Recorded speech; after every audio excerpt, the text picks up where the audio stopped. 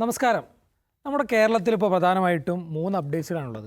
ഒന്ന് വെളിച്ചെണ്ണയ്ക്ക് വില കൂടുമോ അതോ കുറയുമോ, മറ്റൊന്ന് കാലാവസ്ഥയാണ്. നമ്മളിങ്ങനെ നിരന്തരമായിട്ട് അതിൻ്റെ അപ്ഡേറ്റ്സുകൾ കേട്ടുകൊണ്ടിരിക്കുകയാണ്. പിന്നെ 3 വർഷമായിട്ട് നമ്മൾ കേട്ടുകൊണ്ടിരിക്കുന്ന മറ്റൊരു അപ്ഡേറ്റ്സ് കൂടിയുണ്ട്, മെസ്സി വരുമോ ഇല്ലയോ എന്നതാണത്.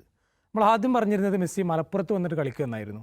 പിന്നീട് പറഞ്ഞു മൺസൂൺ സീസണിന് ശേഷം മെസ്സി വരും എന്ന് പറഞ്ഞു. അതിനിടയിൽ പല മാധ്യമങ്ങളും പറഞ്ഞു മെസ്സി വരില്ല എന്ന്. അതിനിടയിൽ നമ്മുടെ കായിക മന്ത്രി അബ്ദുറഹ്മാൻ തന്നെ പറഞ്ഞു മെസ്സി വരും കേട്ടോ. പിന്നെ ഇപ്പോൾ നമ്മൾ ഏറ്റവും ലേറ്റസ്റ്റായി കേൾക്കുന്നത് മെസ്സി വരില്ല എന്നാണ്. എന്നാൽ വരുമെന്ന് അതിൻ്റെ സംഘാടകരിൽ ചിലരും പറയുന്നുണ്ട്. മുഫൽക, സത്യത്തിൽ എന്താണ്, വരുമോ? വരുട്ടോ എന്നൊക്കെ പറഞ്ഞ് ടോ എന്ന് കേൾക്കുന്നില്ലാതെ നമുക്ക് വരുന്നൊരു ഉറപ്പ് ഇതുവരെ മന്ത്രി നൽകുന്നില്ല. അതിൻ്റെ സ്പോൺസറായ ആളും പറയുന്നില്ല മെസ്സി വരുമല്ലോ. പിന്നെ നമ്മളാണോ വരേണ്ടി വരുമില്ല എന്നുള്ളത്. അപ്പോൾ അങ്ങനെ വളരെ അനിശ്ചിതാവസ്ഥയിലാണ് കാര്യങ്ങളുടെ പോക്ക്. ഇപ്പോൾ ഇന്നത്തെ ആ സ്പോൺസറുടെ വാർത്താസമ്മേളനം കണ്ടപ്പോൾ എനിക്ക് തോന്നിയത് മെസ്സി വരില്ല എന്നാണ്. ഞങ്ങളുടെ കാര്യങ്ങൾ കൃത്യമായിട്ട് ചെയ്തു കഴിഞ്ഞു, പക്ഷേ അർജൻറ്റീന ഞങ്ങളെ പറ്റിച്ചു എന്നുള്ളതാണ് ആ വാർത്താ സമ്മേളനത്തിൻ്റെ ഒരു ആകത്തുക.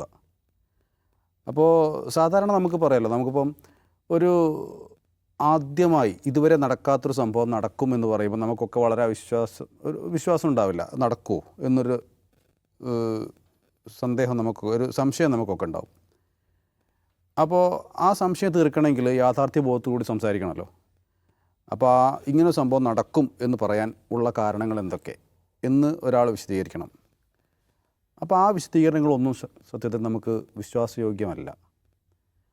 ഇന്നാണല്ലോ ഇപ്പോൾ ഏറ്റവും പുതിയ അപ്ഡേറ്റ് വന്നത്.